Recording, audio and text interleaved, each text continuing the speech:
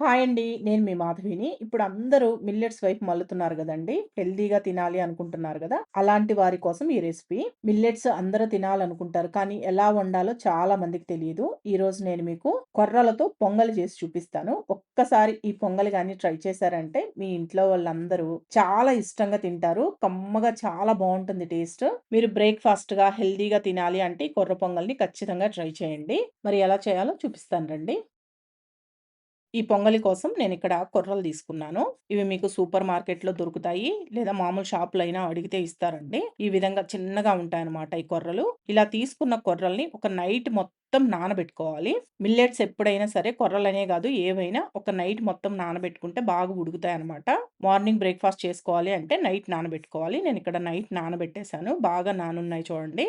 ఒక tea glass కొర్రలు తీసుకున్నాను నేను ఈ పొంగలి కోసం. ఈ గ్లాస్ తోటి నేనిక్కడ చూపించిన గ్లాస్‌తో ఒక టీ గ్లాస్ తీసుకున్నాను. ఇలా కొర్రల్ని ఒక టీ గ్లాస్ నైట్ మొత్తం నానబెట్టుకొని, పొద్దున్నే బ్రేక్‌ఫాస్ట్ చేసుకోవాలి అనుకున్నప్పుడు ఆ నీళ్లు పారబోసి, మళ్ళీ ఒక 2 సార్లు కడిగి కొద్దిగా నీళ్లు పోసి పక్కన పెట్టుకోండి. ఇప్పుడు మరొక బౌల్ తీసుకొని, మీరు ఏ గ్లాస్ తోటి కొర్రలు తీసుకుంటారో అదే గ్లాస్ తోటి ముప్పావు గ్లాసు పెసరపప్పు వేసుకోండి. మామూలుగా అయితే ఒక టీ గ్లాస్ కొర్రలకి హాఫ్ టీ గ్లాసు పెసరపప్పు తీసుకుంటే సరిపోతుందండి.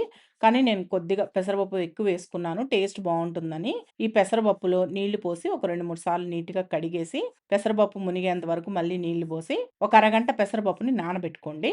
ఒకవేళ మీకు పెసరపప్పుని వేయించి తీసుకోవాలి అనుకుంటే వేయించుకొని గూడా వేసుకోవచ్చండి. దోరగా వేయించేసి నానబెట్టేసుకున్నా సరిపోతుంది.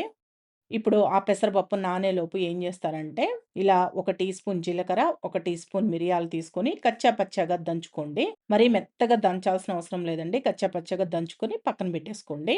ఇప్పుడు పెసరపప్పు ఒక అరగంట నానిన తర్వాత ఇలా కుక్కర్ తీసుకొని, కుక్కర్‌లోకి మనం ముందుగా నానబెట్టుకున్న ఈ కొర్రల్ని వేసుకోవాలి. దీంట్లోనే ముందుగా నానబెట్టుకున్న పెసరపప్పును గూడా వేసుకొని, మీరు ఏ గ్లాస్‌తో అయితే కొర్రలను తీసుకుంటారో అదే గ్లాస్ తోటి 5 గ్లాసుల నీళ్లు పోసుకోండి. మీకు ఒకవేళ పొంగలి కాస్త పల్చగా కావాలి అంటే ఇంకో గ్లాస్ నీళ్ళు ఎక్స్‌ట్రా పోసుకోండి.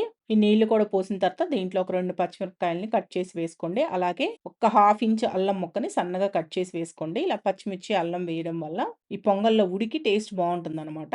ఉప్పు మటుకు వేయొద్దండి. ఒక్కొక్కసారి మనం పెసరపప్పు ఉడికేటప్పుడు ఉప్పు వేస్తే సరిగ్గా ఉడకదు పెసరపప్పు. అందుకని లాస్ట్‌లో వేసుకుందాం. ఫ్లేమ్‌ని హైలోనే ఉంచి 4 విజిల్స్ రానిచ్చానండి. 4 విజిల్స్‌కే చూడండి పప్పు బాగా ఉడికిపోయింది గదా! ఈ కొర్రలు కూడా మెత్తగా ఉడికిపోతాయి. ఇలా ఉడికిన తర్వాత ఒకసారి బాగా కలుపుకోండి. ఈ విధంగా ఉంటుంది. లేదు మీకింకా కాస్త పల్చగా తినాలి అనుకుంటే కొద్దిగా నీళ్లు పోసి ఉడికించండి సరిపోతుంది. ఇలా మొత్తం కలుపుకున్న తర్వాత ఇప్పుడు దీంట్లో ఉప్పు వేసుకోవాలి. ఉప్పు వేసి కలుపుకోండి. దీంట్లో నేను 1 ½ టీ స్పూన్ దాకా ఉప్పు వేశాను.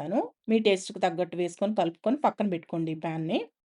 ఇప్పుడు మరొక పాన్‌ని స్టవ్ పైన పెట్టుకొని దీంట్లో ఒక 3 టేబుల్ స్పూన్ల దాకా నేను నెయ్యి వేసుకుంటున్నానండి. నెయ్యితో చేసుకుంటే పొంగల్ చాలా టేస్టీగా ఉంటుంది. మీకు నెయ్యి వద్దు అనుకుంటే ఆయిల్ అయినా వేసుకోవచ్చు. అలాగే మీకు ఇంత నెయ్యి వద్దనుకుంటే కొంచెం నెయ్యి తగ్గిచ్చైనా వేసుకోండి. ఈ నెయ్యి కాగిన తర్వాత దీంట్లో ఒక 2, 3 టేబుల్ స్పూన్ల దాకా జీడిపప్పులు వేసుకొని వేయించుకోండి.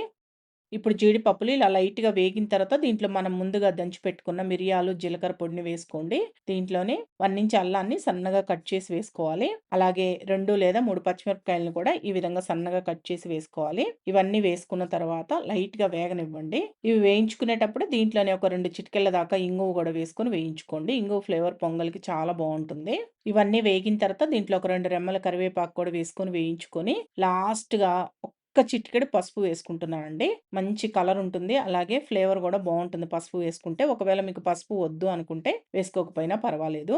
ఈ పసుపు వేసి ఒకసారి కలిపిన తర్వాత మనం ముందుగా కుక్కర్‌లో ఉడికించి పెట్టుకున్న ఈ కొర్ర పొంగలి మొత్తాన్ని వేసుకొని బాగా కలిసేటట్టు కలుపుకొని స్టవ్ ఆఫ్ చేసుకోండి సరిపోతుంది.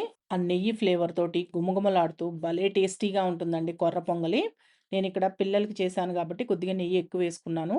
మీకింత నెయ్యి వద్దనుకుంటే తగ్గించి వేసుకోండి సరిపోతుంది. చూసారు గదా!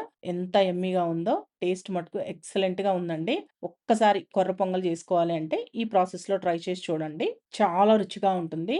అలాగే ఇది వేడిగా ఉన్నప్పుడు తింటేనే టేస్ట్ బావుంటుందండి. చల్లారిన తర్వాత కాస్త గట్టిపడి టేస్ట్ అంత బావుండదు. వేడి వేడిగా తినండి. దీనిని మీరు సాంబార్‌తో గానీ, లేదా మీకు నచ్చిన చట్నీలతో గానీ, ఏవి లేవు అంటే ఊరగాయతో తిన్నా గానీ కమ్మగా ఉంటుంది పుల్ల పుల్లగా. మంచి హెల్తీ రెసిపీ ఒక్కసారి ట్రై చేయండి. ఈ వీడియో మీకు నచ్చితే మన ఛానెల్‌ని సబ్స్క్రైబ్ చేసుకోండి. లైక్ చేయండి, షేర్ చేయండి, కామెంట్ చేయండి.